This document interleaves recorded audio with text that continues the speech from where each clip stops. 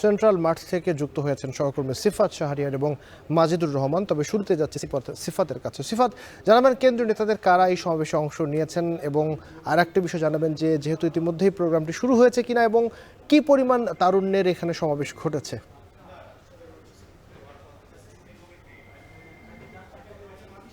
রংপুর জেলা স্বেচ্ছাসেবক দল রংপুর জেলা জাতীয়তাবাদী স্বেচ্ছাসেবক দলের ইসলামী আহ্বায়ক সুজন এবং সাধারণ সদস্য সচিব জিম, তোমরা মঞ্চের মধ্যে। আমরা যে বাহিরে আছি সে বাহিরে রাস্তাতে আমরা রয়েছি, মূল ফটকের বাহিরে রয়েছি।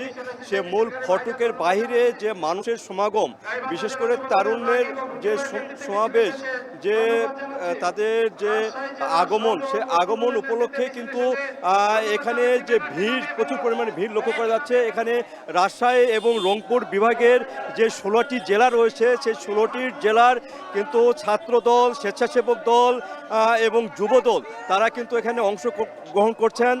16টা জেলার যে উপজেলাগুলো রয়েছে, যে ইউনিটগুলো রয়েছে, বিশেষ করে এই ছাত্র সংগঠন, স্বেচ্ছাসেবক দলের যে সংগঠনগুলো, তারা কিন্তু সবাই এই বগুড়াতে আসছেন, সেন্ট্রাল স্কুল মাঠে তারা কিন্তু জড়ো হচ্ছেন।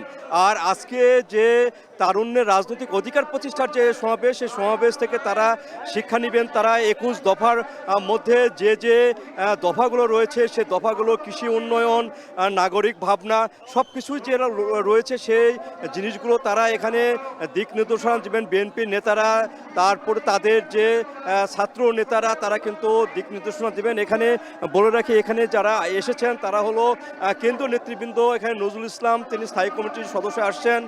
সিনিয়র যুগ্ম মহাসচিব রুহুল কবির রিজভী এসেছেন। তাছাড়া ছাত্র দলের সভাপতি, সাধারণ সম্পাদক, যুব দলের সভাপতি, সাধারণ সম্পাদক, স্বেচ্ছাসেবক দলের সভাপতি, সাধারণ সম্পাদক সহ যে কেন্দ্রীয় নেতৃবৃন্দ এখানে রয়েছেন, তারা কিন্তু 31 দফা নিয়েই মূলত তারা এই আলোচনাগুলো করবেন এবং তারা দিক নির্দেশনা দেবেন। এবং সামনের যে ভবিষ্যৎ, তারুণ্যের দ্বারাই যে সামনের ভবিষ্যৎ বিনির্মাণ হবেন, দেশ গঠন হবে এবং দেশের যে সমৃদ্ধি আসবে, সেটি কিন্তু 31 দফার মধ্যে রয়েছেন। এবং যেটি ভারপ্রাপ্ত চেয়ারম্যান, বিএনপি ভারপ্রাপ্ত চেয়ারম্যান, তিনি যে দিক নির্দেশনা দিয়েছেন বিশেষ করে 31 দফা নিয়ে, সেই 31 দফায় কিন্তু এখানে বাস্তবায়নের লক্ষ্যে কিন্তু 4টি বিভাগে কিন্তু এই সমাবেশ হচ্ছে।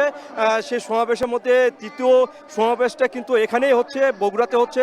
এরপরে ঢাকাতে একটি মহাসমাবেশ হবে। সেখান থেকে কিন্তু সামনের দিনের যেভাবে দেশ গঠন করা লাগবে, যেভাবে দেশ গঠন হবে, সমৃদ্ধির পথ ফিরে পাবে, বর্তমান যে অত্যাধুনিক যে যুগ, সেই যুগের সাথে তাল মিলিয়ে কিন্তু এই যে যুগোপযোগী যে সিদ্ধান্তগুলো, সেই সিদ্ধান্তগুলো এখানে দেওয়া হবে। সেই লক্ষ্যে কিন্তু আজকে যে সমাবেশ, সেই সমাবেশটা অনুষ্ঠিত হচ্ছে। এবং এখানে দেখতে পাচ্ছেন যে প্রচুর পরিমাণ লোকের সমাগম। এই রাস্তাতে কিন্তু যাচ্ছে, আরও 3-4টি রাস্তা রয়েছে, সব রাস্তাগুলো দিয়েই কিন্তু এদিকে লোকগুলো যাচ্ছে। এবং এখানকার যে সমাবেশ, সেখানে সাফল্যমণ্ডিত করার জন্য কিছুক্ষণ আগে কিন্তু এই সমাবেশ শুরু হয়েছে। এখানে কেন্দ্রীয় নেতৃবৃন্দ এসেছেন, তারা দিক নির্দেশনামূলক বক্তব্য দিবেন। ইতিমধ্যে কিন্তু বিভিন্ন জেলার থেকে কিন্তু মানুষ এখনও যাচ্ছে, এখানে ছাত্র সংগঠনগুলো এখনও যাচ্ছে, তারা তাদের দিক নির্দেশনা শুনবেন। এইভাবে কিন্তু সমাবেশটি আজকে 6টা, 6:30টার দিকে শেষ হবে। তো এই ছিল আমার কাছে বগুড়া থেকে যে সমাবেশ, তার সর্বশেষ। মাঝে থেকে আমরা এবার সিফাতের কাছে যেতে চাই। সিফাত, সেখানেও কি অবস্থা, বিস্তারিত বলবেন আমাদেরকে?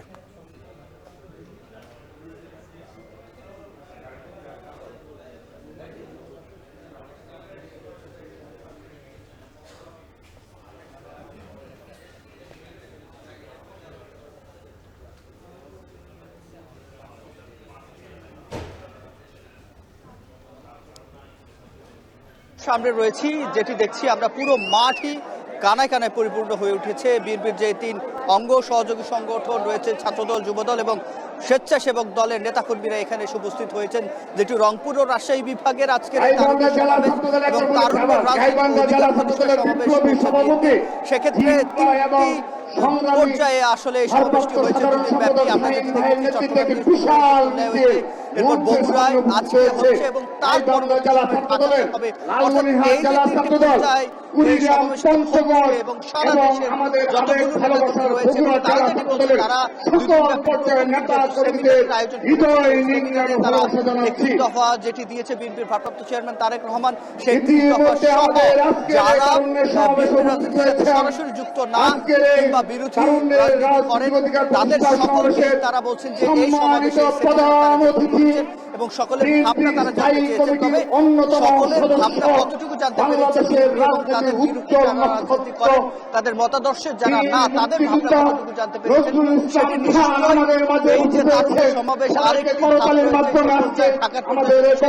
তারপরে পরবর্তী যে কর্মসূচিগুলো বিএনপি ঘোষণা করবে সেখানে বোঝা যাবে যে বিএনপি তরুণদের ভাবনা কতটুকু জানতে পেরেছে এবং তরুণদের মধ্যে বিএনপির ভাবনা কতটুকু তারা দিতে পেরেছেন এবং এই দুটি সমন্বয় পরবর্তী কার্যক্রমগুলো কি কি পর্যায়ে দিয়ে থাকবে এবং সামনের দিনে তারা যেটি বলছে তারা যখন ক্ষমতায় আসবে তারা প্রথম 18 মাসে 1 কোটি কর্মসংস্থান কার্যকর করার কথা তারা বলছেন এবং সেই সাথে কৃষি এবং আত্মনির্ভর হওয়ার জন্য কৃষি থেকে শুরু করে যতগুলো খাত রয়েছে সবগুলো খাতে যুবকদেরকে বিশেষ করে এই তরুণরা যারা গণ অভ্যুত্থান ঘটিয়েছে কিংবা সামনের থেকে যতগুলো গণতান্ত্রিক আন্দোলন রয়েছে সে গণতান্ত্রিক আন্দোলনের নেতৃত্ব দিয়ে সকলকে একসাথে করে তাদের ভাবনাগুলো তুলে তাদের রাজনৈতিক অধিকার প্রতিষ্ঠা করার মধ্য দিয়ে তারা সামনে রাজনীতি করতে চান বলে যারা কেন্দ্রে আছেন তারা বলছেন।